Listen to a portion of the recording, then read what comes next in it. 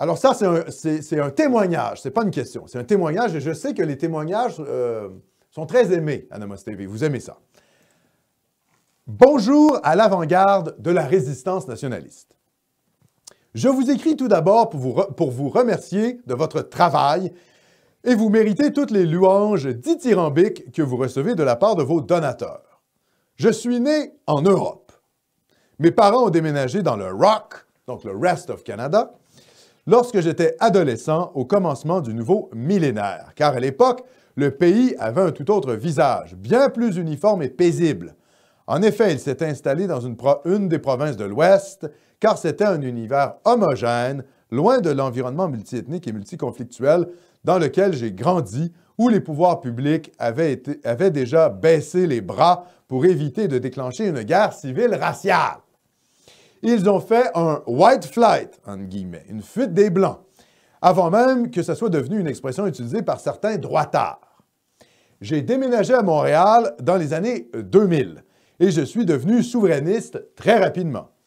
J'étais content de voir le PQ arriver au pouvoir en 2012 après la grève étudiante, car je pensais que ça allait enfin faire bouger les choses. Ça a fait effectivement bouger les choses, mais dans une direction gauchiste et racialiste. Nous avons vu avec la charte de Drainville l'émergence d'une nouvelle bande de professionnels du pleurnichage ethnique. Après ça, la tragique fusillade dans la mosquée de Québec a été une bombe nucléaire. Des musulmans ont été tués parce que musulmans. Je condamne encore cet acte épouvantable 4 ans après. Mais, pour ces jeunes issus de l'immigration, cette tuerie est la preuve que les Québécois les détestent. Bien sûr, à chaque fois qu'un Kouachi ou qu'un Mera assassine un Européen, c'est pas l'islam, wallah, et ils ont eu une enfance difficile. Par contre, Bissonnette, c'est le Québec au complet pour eux. 2 poids, 2 mesures, hein, pas d'amalgame, sauf quand c'est un blanc. Ah, quand c'est un blanc, c'est l'amalgame. Entre-temps, ces Québécois issus de la diversité s'identifient de plus en plus à leurs cousins en Europe. Ils adoptent les codes vestimentaires des banlieues françaises. Et ils écoutent du rap français, ou plutôt du rap anti-français. Lorsque le rappeur Sofiane dit « Je baiserai la France jusqu'à ce qu'elle m'aime », il est facile de remplacer France par Québec par un Maghrébin de Montréal.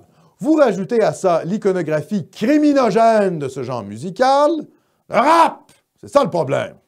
Vous saupoudrez le tout de l'idéologie racialiste Black Lives Matter et ça donne un sacré bordel. Ces dernières années, à chaque fois que je suis au centre-ville de Montréal, je commence à voir petit à petit des bandes de racailles qui ressemblent de plus en plus aux racailles de ma ville natale.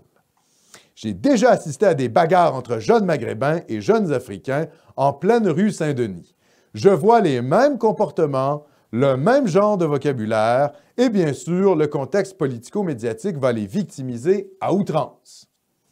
J'ai déjà vécu entouré de leurs cousins racailles en Europe et je trouve que Montréal ressemble de plus en plus à ma ville natale, grand remplacé.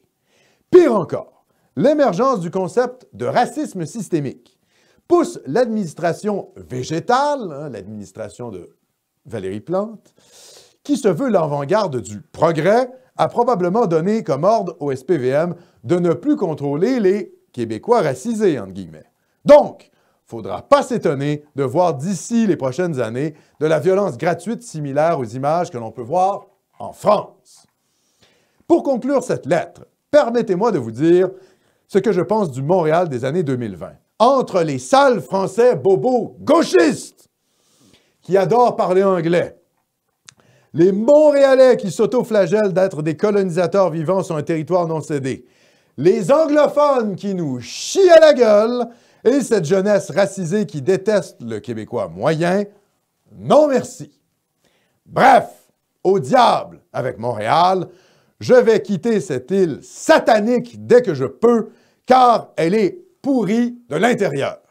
Vive Namaste TV, vous êtes une bouffée d'air frais, surtout lorsqu'on est entouré de malades mentaux de stade 3.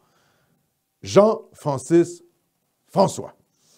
Alors, écoutez, qu'est-ce que je peux vous dire? Les malades mentaux de stade 3, c'est évidemment la référence à Adrien Abouzid dans son livre La gauche, c'est une maladie mentale. Il dit qu'il y a 3 stades pour le gauchisme. Le premier stade, c'est le conformisme. Le deuxième stade, c'est le gauchiste qui croit à ses idées, mais face au réel, se remet en question et le stade 3, c'est le stade irrécupérable. Alors, merci, mon cher Jean-Francis. Très belle lettre voilà, hein, je suis d'accord avec l'entièreté de ça. Nous aimons beaucoup vos témoignages sur Nomos TV parce que ça permet de faire un contact avec le public, ça permet aux gens aussi de se reconnaître là-dedans. Et ce que dit cet homme est totalement vrai. Hein. Je pense qu'on s'en va vers une situation à la française. Alors, mélangé avec la situation nord-américaine, parce que les flics encore au Québec font le boulot, mais on va le voir aujourd'hui. Hein, le thème de la capsule, je rappelle, c'est ce sont la police attaquée. Hein, la police attaquée, on va voir qu'il y a des troubles là-dessus. Je pense que ça va plus ressembler aux villes nord-américaines ou états-uniennes. C'est-à-dire centre-ville ravagé par des racailles racisés, et finalement, les Blancs qui vont quitter les centres urbains pour aller se réfugier dans les banlieues. Si la police devient trop gauchiste et donc ne peut plus arrêter les racailles. Ça, c'est ce qui est à prévoir pour l'avenir. Et évidemment, comme la mairie est contrôlée, les mairies des centres urbains sont détenues par des gauchistes, ben c'est l'effondrement de la qualité de vie et du sentiment sécuritaire. Et les premières personnes à être affectées par ça, ce sont les femmes. Il ne faut jamais oublier ça. Hein? Les bonhommes, on est capable de se défendre minimalement, vous voyez?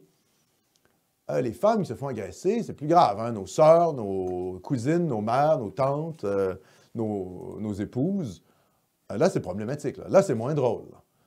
Donc, il faut toujours réfléchir à ça, à la question sécuritaire, d'abord pour les femmes, puis ensuite, voilà.